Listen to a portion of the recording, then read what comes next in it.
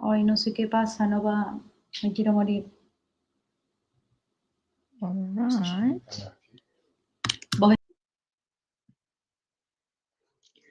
Hello, welcome.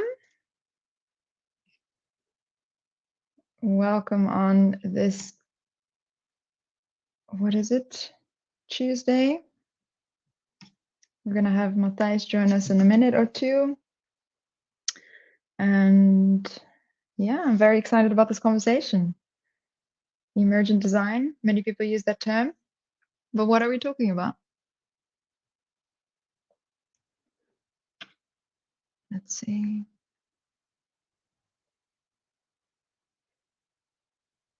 Welcome, welcome.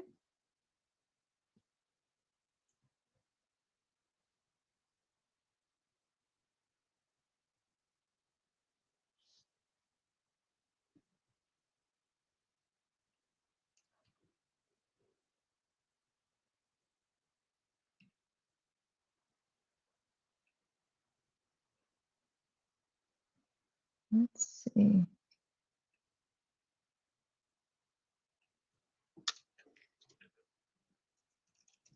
All right. Welcome, welcome, everyone. Getting more and more people in. So in a minute, we're going to have Matthijs join us. Matthijs used to be the chair of the Ilbo de Sitter Institute. He's lecturing at a university in the Netherlands and knows a lot about emergent design and as well as socio-technical principles. So just stay tuned to have that conversation with us. Let me see.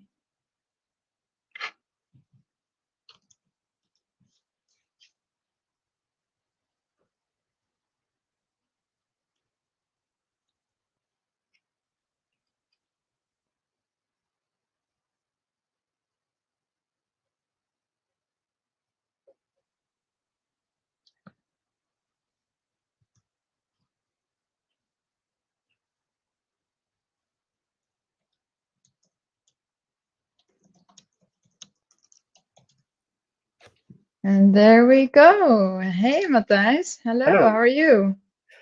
I'm very fine, thank you, and nice to see you again, Anissa.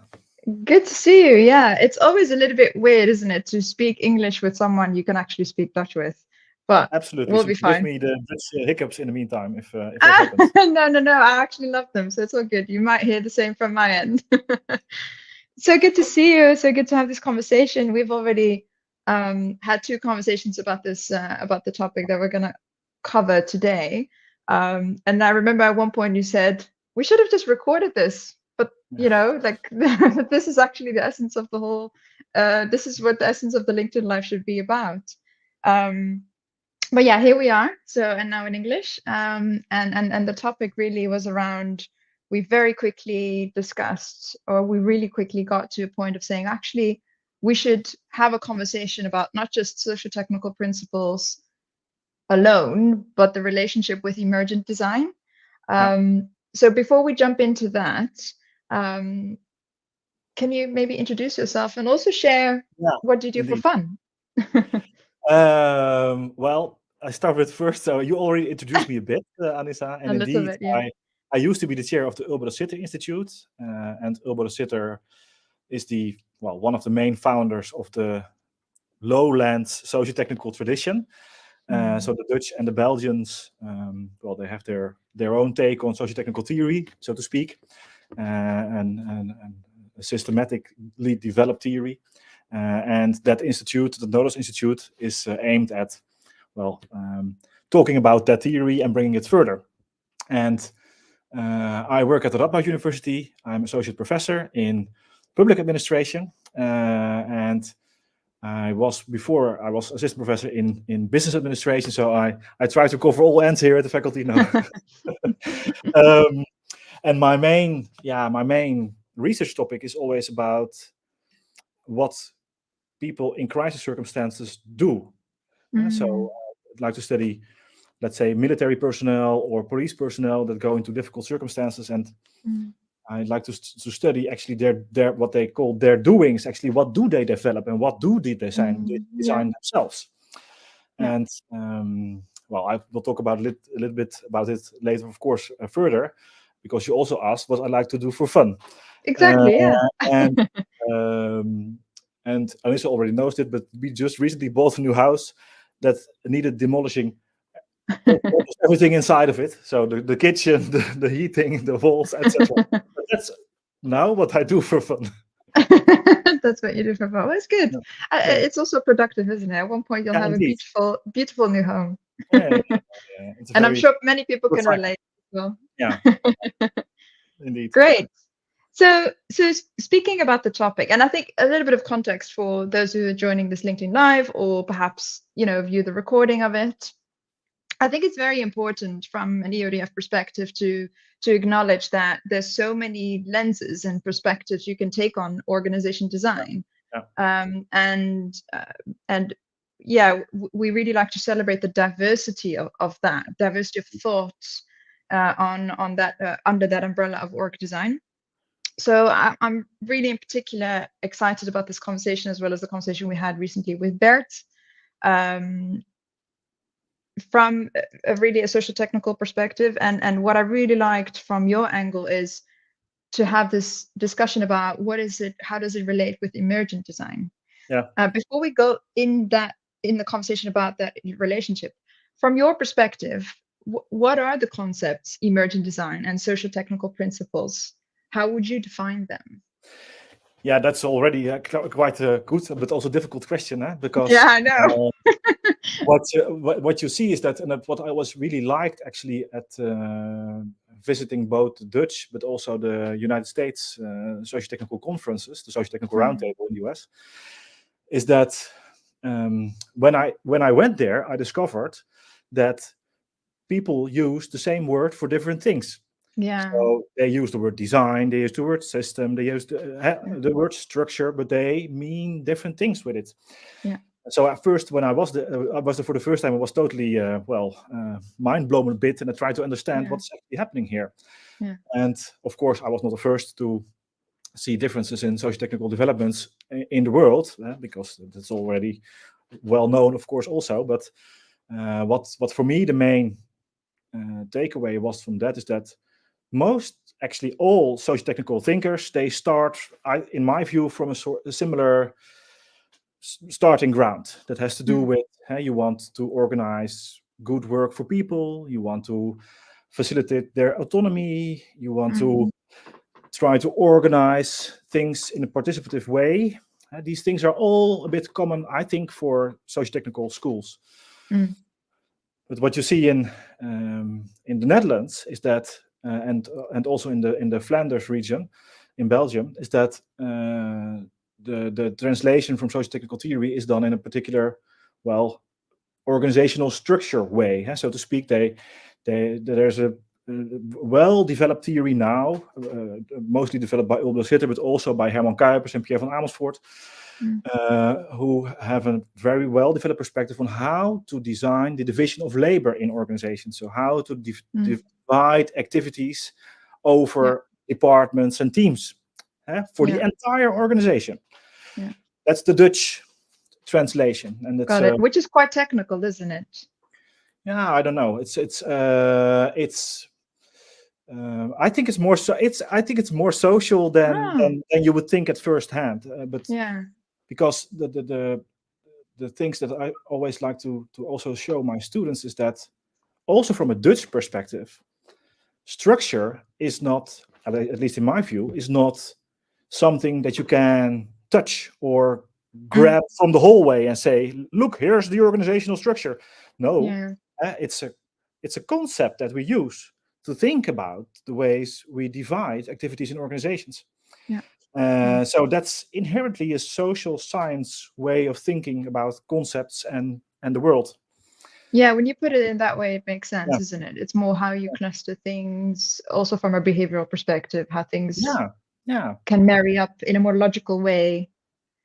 And of course, and then what you then see, at least from a Dutch socio-technical lens, is that dividing activities over departments and teams is not something static. It's something that changes throughout the life of an organization, or throughout a month or a day or whatever. Sometimes, at least in the context that I study, it can change in the hour. So that's the way I try to use Dutch socio-technical theory to have it. That's the division of labor translation of socio-technical theory. And then at the other side of the ocean, in the US, by visiting these socio-technical roundtables, I discovered that they have a very, very elaborate way and well-developed way in thinking about the change and design process, which is a bit different than designing organizational structures. They have something to do with each other, of course, but it's not one-on-one the same. I always think that there's a very nice and fruitful combination to be made between those worlds, actually. It's really a yin-yang, isn't it? You can't have the one without the other. No, because the one influences the other one. Yeah, absolutely. Yeah, absolutely. So that's the let's say the Dutch and Flanders socio-technical tradition, and in my own words, the US tradition. Although that's also not quite true, because the people from the US would say, Matthijs, do you know Kelvin Pava? Of course, I know Kelvin Pava, and he wrote a fantastic book and also paper, which is called Redesigning Socio-Technical Systems Design, which I find an intriguing title of a paper. And he tries to think about ways in the 80s in how to redevelop, let's say, team and task design concepts that could fit new organizational contexts and new ways of working. So almost like that agility model, wasn't it, of teams and stuff? That's how I've understood it, but I'm not sure. He has a lot of concepts, the reticular organization and the deliberations that you have to organize to make new office contexts and new work contexts suitable for new work. That was his idea. So there's also some, I would say, some organizational structure work, of course, in the US context. That's of course true. Of course, I mean it's nuance, isn't it? But for argument's sake, the description that you made is the observation that you have, right? So that makes sense. And how does emergent design, and what is emergent design from your perspective, fit in all this?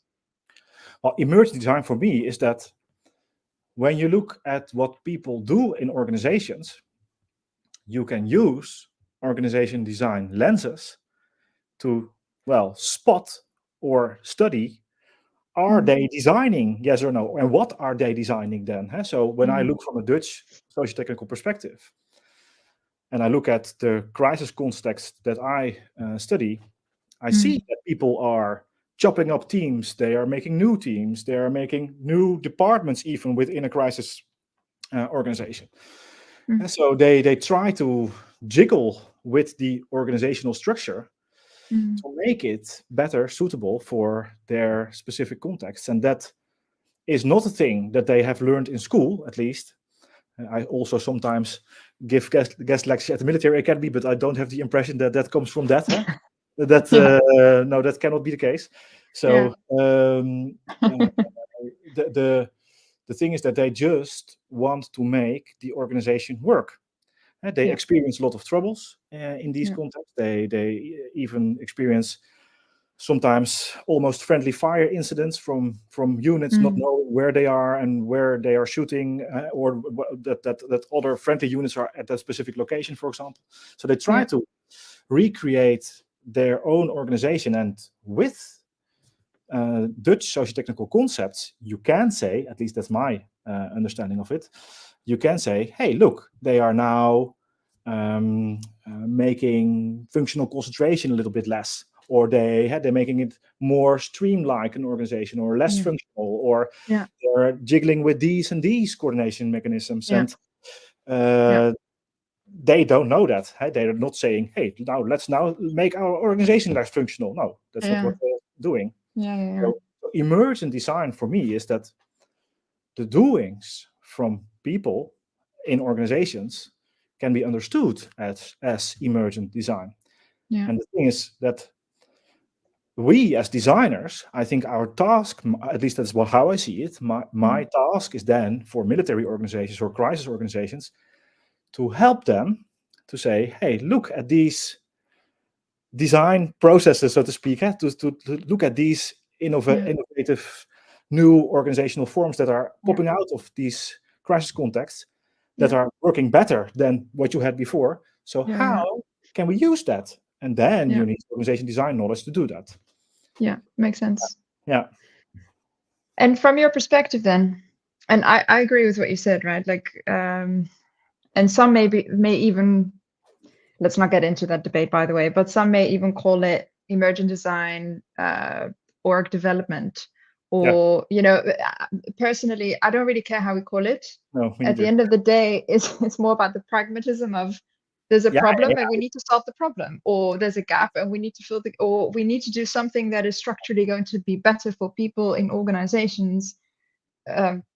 Just that, really. Indeed, it's, in my opinion, it's absolutely not helping to say, oh, this is just an OD topic and let's keep it out of the structure corner. Yeah, that's not helping. So exactly. Exactly. I hope at least that's always what I try to do. But that's also informed by a little bit pragmatism, I would say, that you want to help. At least when you see soldiers almost shooting at each other, you, as a scientist, think, let's solve it. Yeah. But, let's not keep shooting. Of course.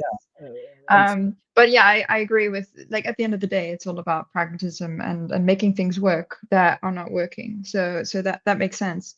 And how would you describe the relationship between socio-technical principles, knowing fully well what you just said, that different schools of thought on socio-technical theory, and emergent design?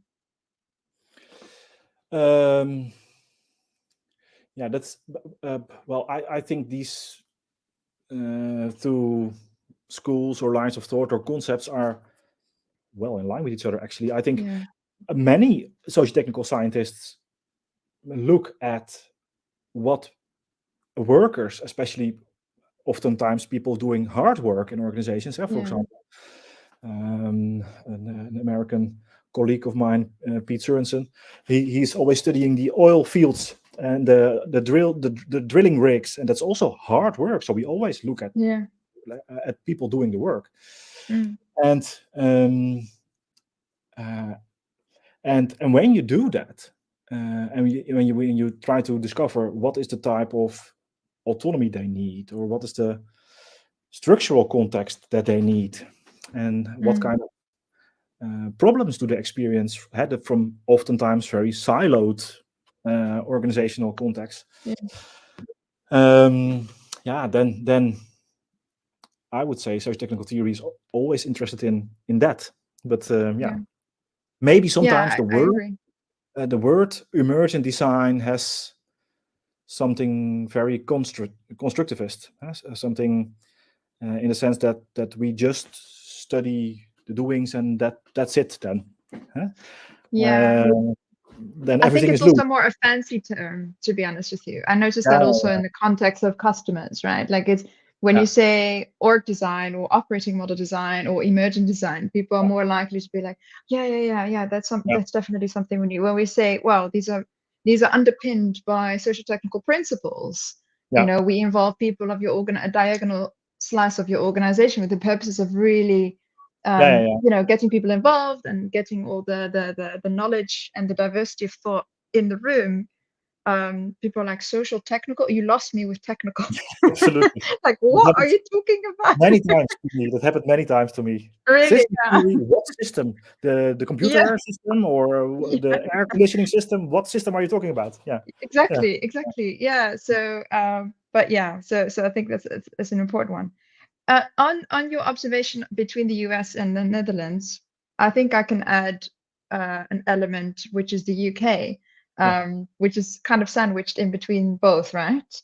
But I also want to ask you what other observations or maybe differences and similarities, maybe things that they can learn from each other, have you observed between the US and maybe the European continent on these principles? Well, of course, the UK, I forgot it in my introduction, but the whole socio-technical theory originates from the UK. So it I originated didn't even from know that, by the way, but it makes sense. no, it originated from the UK. So the Durham Oh, coal wow. mines, that whole classic story about the Well, there you social go. system. Yeah, in coal Yeah. mines in the 50s, Emery and Trist. And Tristan Oh, and wow, Benford. I all didn't that know. stuff. For Yeah, some reason, I thought it was in the US. I don't know why. But anyways, no, go it's on. okay. Okay. But and the Tavistock Institute had a Yeah, very in important London. role in it. Yeah. But what I think happened and there are some papers by Frans van Eijnatten, who is a Dutch scientist, about this socio-technical history, and how these more classic ideas from the UK, or the original ideas, you can also say, actually were transplanted to the different parts of the world, and got a slightly different interpretation in all these different corners. But what remained in my observation, is a common moral ground for looking at organizations and workers, and a common interest in facilitating autonomy of workers and trying to organize the good work. That's what remained in all these corners. Yeah. So that's really at the heart of it, isn't it? That's that makes sense. And also, there's so many practitioners out there, and as EODF, we really try to be open and welcome to both practitioners as well as academics, and to really nourish that conversation and learning from both ends of the spectrum. And I'm also curious to hear from you, like why should the org design practitioner care about knowing these principles, if that makes sense? Technical principles. Yeah. Well, first of all, because they're very nice. No, just joking. I agree. It's like you're preaching to the choir, but yeah, go on. It's fine. No. It's what you will see in practice, and I also do some practice work, not all the time, but I did some consulting work. Is that what you see all the time? Is that people doing more difficult work are frustrated by siloed organizations? That's all over the place. Yeah. So you must have ways to think about. You must have ways to think about how can we tackle this issue of siloed organizations? Can we do something to maybe make it less frustrating, or redesign the silos, or make it more flow oriented? So I see a question here in the comment, by the way, that can you please clarify what you exactly mean by socio-technical principles? I think that's a very important question, by the way. Is that we started clarifying, but we kind of got into the details of it. So we started, because you did mention a few points there. I mentioned a few. So the idea of autonomy, and the more classic concepts are, for example, joint optimization, which has to do about the technical and the social subsystem, and that the social that it really marries, that it really goes together. That's a more classical concept. So to bring that to life, maybe for the person who asked that question, just from my experience, Matthijs, and you just fill it from your perspective. So that basically means having that joint optimization is that instead of, for example, going into an organization as an org design practitioner and just working with the executive team, for example, that gives you very limited knowledge of everything in the organization on a technical level, but equally, it just doesn't allow people from a social perspective and psychological perspective to be part of that change, to be part of that redesign journey. So having that joint optimization is all about how can you marry the social and psychological journey that people go through in the transition, and equally getting all the diversity of thought in the room, so that you can actually design a solution to an actual problem, instead of designing a solution that doesn't fit the problem because you didn't have the knowledge in the room. And that then serves, that's then really positive for once you're done with the design, because you then don't need a lot of change initiative, a lot of change management that comes afterwards, because people have already committed to that new organization that you've been building together. Yeah, That's my take and how Yeah. I practice joint optimization. So I don't know. Yeah, well, you can have a whole discussion about it because, of course, in the classical papers, it's a bit different than what you explain. But and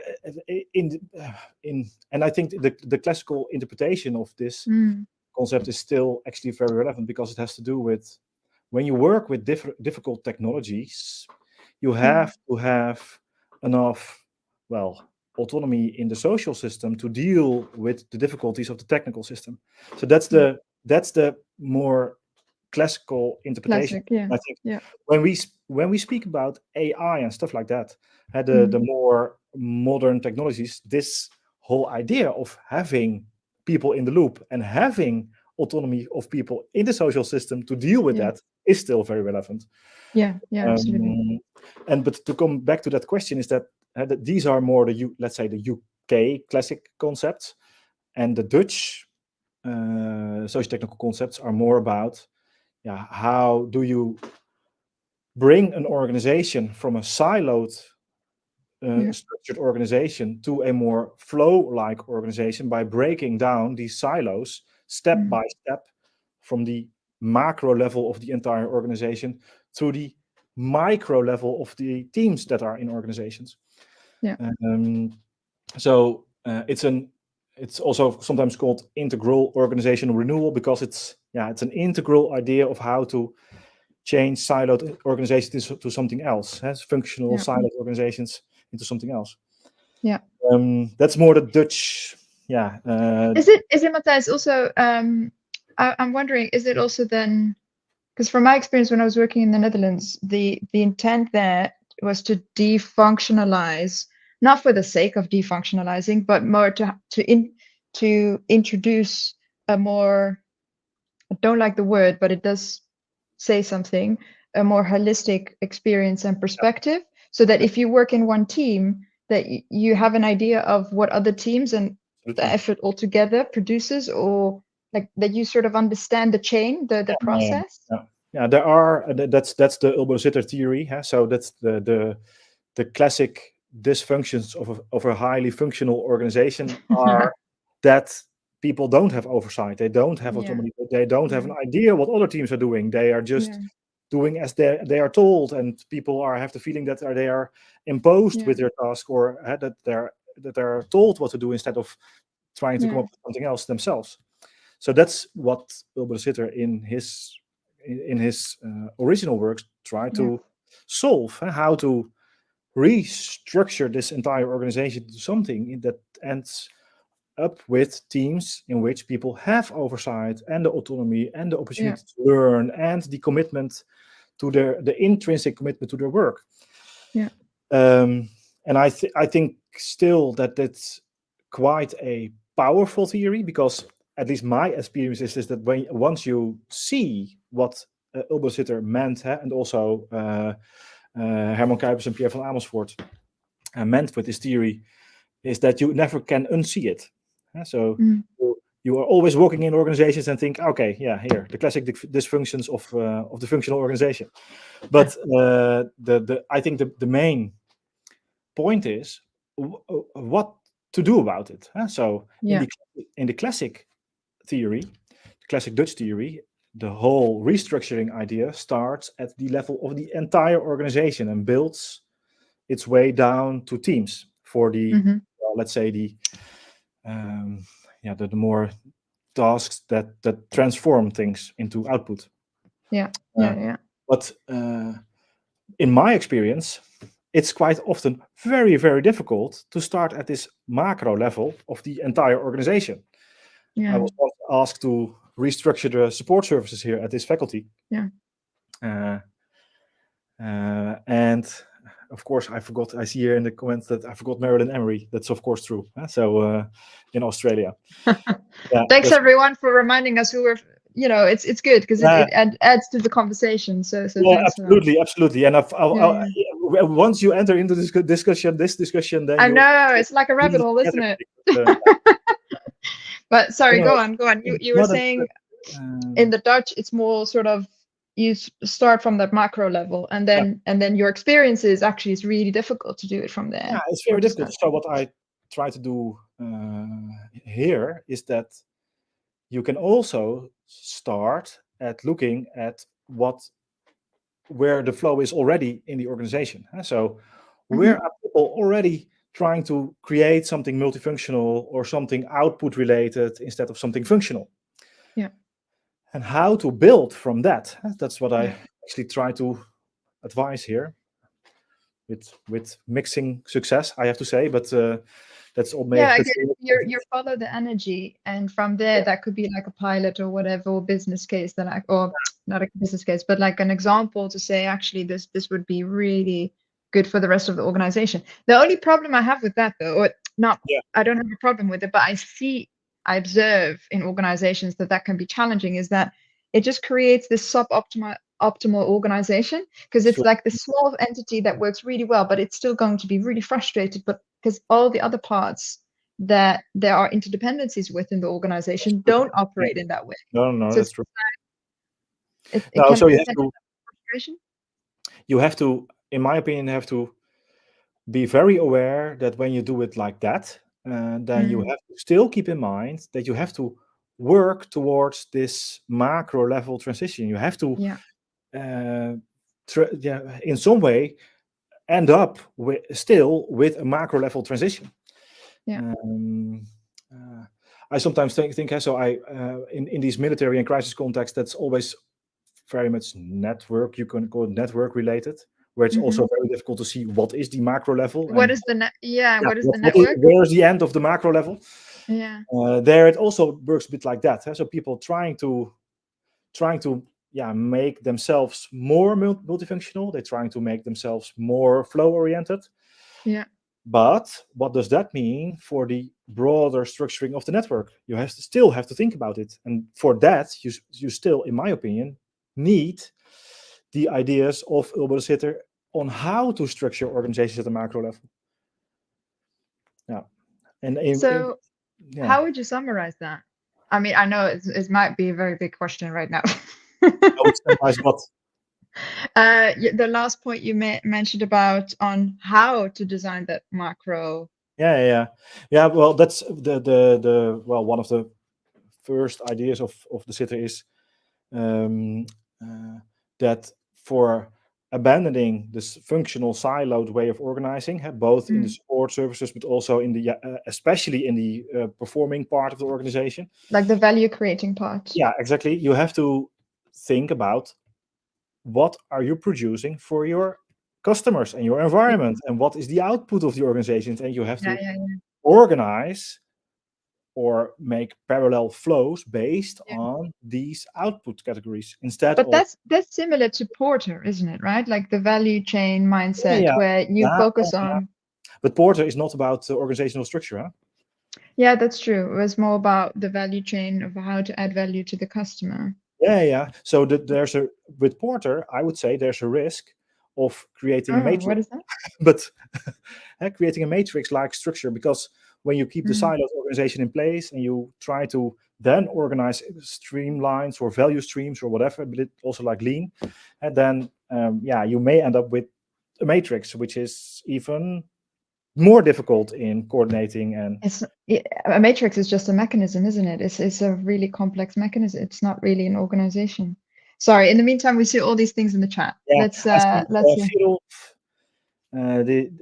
van Eijnatten, indeed, I mentioned already Frans and his works, because I also think that Frans did a great job in creating an overview of the different socio-technical theories that are here. So I think this is a bit in line with what I said, but thanks for acknowledging that, Gerolf, I think. I was forgetting where we were, Anissa. No worries. So it was more about what were the principles of Ulbo de Sitter, and I compared it what you said with Porter, and you said there's a risk with Porter that you end up with matrix organizations. I think it depends on how you use that as a framework. So how I tend to use it is just like really having really focusing on the work activity and just totally ignoring how people have been organized in the organization, and just identifying what is the value creating work, and from Mm. there building clusters Yeah. of work. And the cluster is more an art than a science, to Yeah. be honest, because it's just more about, okay, how to cluster something that you won't break into an illogical part. Yeah. That's very socio-technical, according to the sitter, I would say, what you explained. Mm, What I see a lot happening in the world is that people, for example, also in hospitals, but in many other places, they have discovered the idea of flow, and they try to implement this idea of things have to flow. If you have to organize in the flow, you have to organize the process in the flow, etc. These things, but they keep the original functional organization. what's And the point? that's the problem. There's no flow. There's a problem there. Yeah, indeed. Yeah. You're not flowing from left to right. It just goes down. Yeah, indeed. Or you create the classic dysfunctions of a matrix structure in that Yeah. people that are doing the work have to listen to two people. Yeah, that's Yeah. really annoying, honestly. So so that's why I said with Porter, but because sometimes the socio-technical guys can get a little bit diehard. That's true. No, it's all good, all good. And I also think it's about, I think we shouldn't treat this as a religion, or something that you just follow that. I think, again, the point that we made at the beginning of the live around pragmatism, it's also about pragmatism. What do you see in that moment would work for that particular audience, for that organization? Yeah, indeed. Yeah, what I learned from two colleagues of mine here in Nijmegen, Jan Achterberg and Dirk Vriends, maybe their names, Oh no, or maybe not, doesn't matter. But is that in order to be pragmatic or pragmatist, you really have to know very well what the theory is that you're being pragmatic with. Of course. Yeah, at least in the beginning of my PhD, I of course was totally convinced by the idea of self-design, and I tried to use this idea to do something with socio-technical theory. And then I met Jan Achterberg, and he said, "Matthijs, very good idea, but read this and this again." Yeah. That helps also. Huh? Yeah, of course. For me personally, as a practitioner, it really humbles me that there's so much to learn. There's so much to, like, every time there's something that I'm like, oh, I'm pretty sure there's a book about this, or an article, or whatever. And then there's like so much that I just didn't know about. Also an issue. Yeah, no, right. and I think that humility is also very important for us as practitioners. I think so to too. Just keep that. And also for scientists, by the way. And also 100%. I think for anyone, but I think in this field, you can very easily get lost in, oh, but this is a really typical org design piece of work. This is a really typical org development, like demarcating everything. But at the end of the day, just read, obtain knowledge, and apply what is pragmatic for the customer. Yeah, I totally agree. I saw some comments here. Yeah, sorry. No, We're totally in the conversation. No, yeah, that's me too, actually. One is, let's see, socio-technical systems consist of two independent but related parts, social parts. Yeah, that's true. In the classic, I would say, in the classic UK interpretation of socio-technical theory, there they really say there's this social and technical subsystem, and you have to make them more integrated, more or less, very easily. But the sitter in the Netherlands said, no, we don't want to think about the social and the technical subsystem. We want to think about division of labor and how we divide activities, because that influences both. Yeah. So, and that's also very, I always thought that's a very convincing argument of the sitter, is that he abandons a bit this idea of the social and technical subsystems, but sees it more as, well, aspects that are affected by division of labor. I think by more things than that, but definitely division of labor. Yeah, of course. I think there are more things impacting that. Sometimes it's like, thinks that everything is influenced by division of labor, but it's also not true, huh? No, I think there's more than that, but I do think it's a really important point, right? And again, I'm not a scientist. I haven't conducted any research on this, but just from what I see and experience in my work, I'm like, Cool. And then there was another one. Let's see. Yeah, let me see. Design Principle 1 and Design Principle 2 from Marilyn Emery. Yeah. That's the Australian, if I may say so, translation of socio-technical lens. But I saw one comment that said, so like designing organization design around product problem rather than by type of task is an example of a socio-technical principle. I would say yes, that's an example of a socio-technical principle. And I agree. Immediately when you see this comment, and also when we talked about it, you also may feel that when you look at organizations like Philips or any other very big organization, that it's very difficult to rethink functional organizations and also restructure functional organizations. I once had a consulting thing for a business line of 45 people that were functionally organized to the max. You can imagine how it's possible. 45. Oh my God. It's very small. Yeah. It took me a year to restructure this business unit. Wow. Yeah, and it was a big problem. So it's very tough and hard to make flow-like organizations. And I also think to build on your point, there are 2 points that stand out for me. One is, I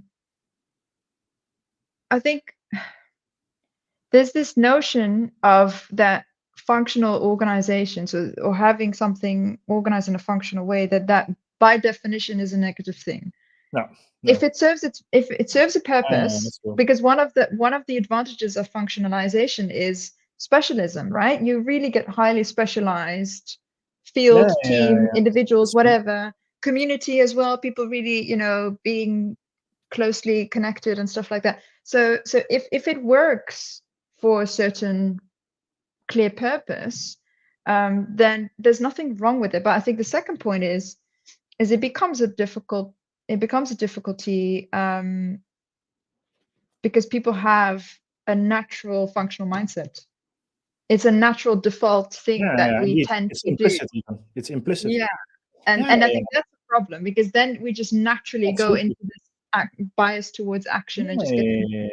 No, I totally agree, and I think Ulber de Sitter in his in books also says that it's not an impossibility to design functional organizations, but it is very necessary to, when you try to decide that, to be very aware of the consequences.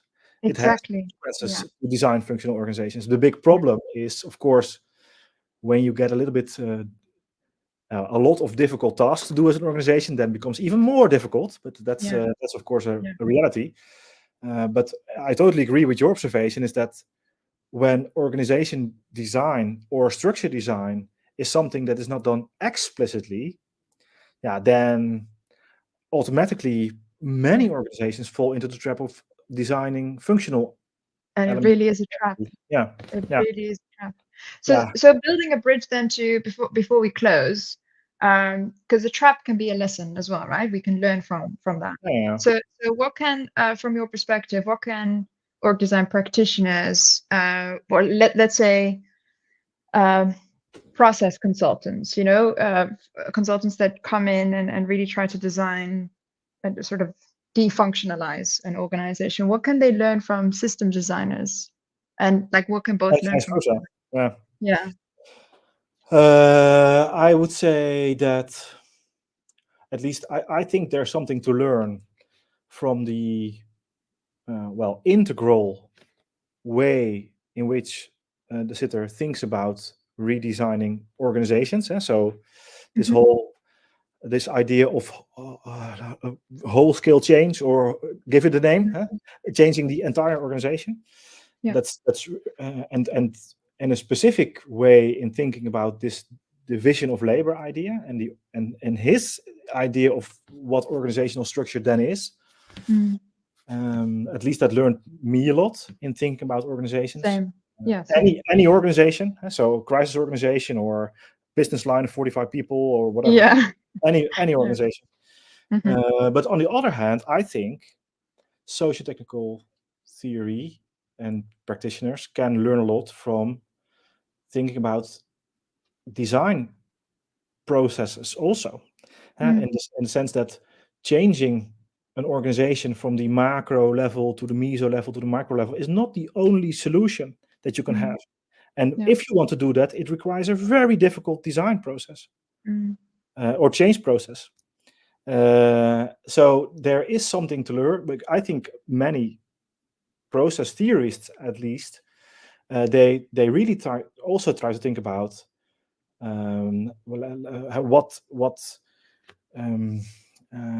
what comes out of the more tinier doings of people, and what does that give us as an organization or as a part of an organization, and what can we learn from it? Yeah. That's very important. Yeah.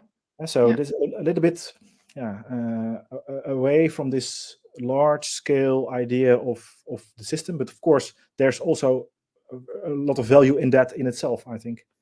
Yeah, absolutely. Gosh, there's so much to learn, isn't it? There's so many things to tap into, and I think it's. I'm very happy that you invited me for this conversation, and first of all because it's a very nice conversation, I think. But and also a little bit in the back of my mind is that the Ulbo Sitter Institute and the people from ERDF can also learn from each other. We can learn a lot. Yeah, absolutely. I really think so, and that was also part of the intent behind the invitation as well. So yeah, definitely. Thank you for your time on that. Is there anything that we did not cover, you and I, that you think is worth for the audience to keep in mind or have it as a reminder before we close? I see some comments still. I don't. Is there time to think about that? Go ahead. By the way, yeah. So I couldn't see because it was on the other side of my screen. Let me see. One, I just see the bottom ones actually. Matrix structures. Yeah, well, that's a little bit in line with what you said. I like the idea of autocatalysis. It's the way of life works. Stuart Kaufman through Emergence. I don't know what that I is. don't know that specific term, but I know Kaufman, and that's a little bit from the complex adaptive systems literature, if I'm correct. I always like to think of these theorists as the more abstract theory, in the sense that it is not oriented yet towards a specific problem in an organization, or not oriented towards the system theoretical term emergence, which is a system theoretical term, is not oriented towards organization design or organizational or the design process or culture or whatever. It's a system thing, isn't it? It's a more abstract term. So it has to be. I always try to think about what does that mean then, indeed, for organization design or the design process or whatever. I sometimes also think, and I hope that the person who did this comment doesn't think, or hope that is not offending in any sense. It's not meant like that, at least. Is that sometimes emergence, or the word emergence from systems theory, can also give the impression that everything emerges. That people or organizations are kind of a beehive or a ant colony, in the sense that that all good things emerge from that social interaction. But what I learned from the sitter is that can be the case. But what we also did as people is we designed the ant hill ourselves, and sometimes very bad ways. So that's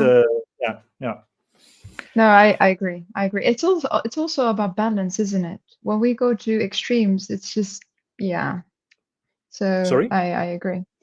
What I meant is I think it's also about balance. If you take the point about emergence too extreme, then it could go into the direction that you just mentioned. It's about balance. All right, so we have 2 comments, I think, left of 3. Let's see. Reading Nora Bateson. Maybe I'm pronouncing it wrong. I don't know. We are reminded that as children, we do not think in speciality functions. We are about play, flow, and learning. Wow, this is a really good reminder. Yeah, I don't know Nora Bateson. I know the original Bateson a bit, but I can imagine that's in line with what we say. make implicit or explicit choices in designing organizations, and Yeah. sometimes the very constructivist people, well, they tend to forget that a bit, but you have to find that balance. So only Yeah. think about, I recently, together with a student and a colleague, published a paper which is rather critical to the very deterministic way in which sometimes structure thinkers Yeah. think. Yeah. That Yeah. I get that. everything is caused by structure, or structure can solve everything. That's of course not true. Yeah. Yeah. Yeah. Yeah. Yeah. Again, balance. You Yeah, need more absolutely. than That's just nice, that one thing. it's nice. We are coming to a nice end, Anissa. Yeah. I know balance means different things to different people, but that's Yeah, of just course. how I make sense of it in my head. All right. And then we have Chantal Waltering, organic or nature-based design ecosystem. Wow, we get all these recommendations for Yeah, literature. This is indeed. incredible. I'm not aware of this one. That's Me neither. great. Me neither. So much to read and so much to learn. I believe also that what we see as the configuration of the organization will inform the design. Yeah, I don't know what you mean by configuration of the organization. I don't know, Matthijs, whether you can make sense of that. Yeah, that's again, also the word configuration has different meanings for different people. So Exactly. there's a Yeah. whole line of configuration theorists in organization design. So I don't know. But Yeah. the trick, I think the trick in organization design is to be aware of that, the different paradigms, to know a bit what are the pros and cons of the different paradigms, and try to wiggle your way through without mixing them up. That's a bit. Yeah. And also to know how people work, right? Like Yeah, a little of bit course, be of aware course. how the psychology Yeah, of yeah. people and groups and how people, like how they function together. Yeah. Yeah, that's Definitely. what we started also with a bit, is that what I really liked at the socio-technical roundtable is that question one is, what is the work? What are the people doing? Mm. And what are they experiencing? And what are the problems? Yeah, that's yeah, very yeah. important. Yeah. Totally. Yeah, absolutely. All right. I think we had a few more recommendations. So I think that's a wrap. Matthijs, thank you Me so too. much. Yeah, thank you, Anissa, for having me and having this wonderful conversation. And I see you soon, I think, at an Yes. EADF or an Ulbrasitter meeting. Yeah, either way. I'm back and Either forth way. in the Yeah. Netherlands and London. But yeah, thank you. And this was a really insightful conversation. So thank you so much. And I hope that everyone who joined benefited from it. I certainly have a few books that I need to, Yeah, purchase indeed. and dig Yeah. into, which is great. So Yeah. thank you for that. So thanks indeed for the comments and for tuning into this conversation. Yes. All right. Thanks, everyone. Thanks, Bye. Matthijs. Bye. Ciao.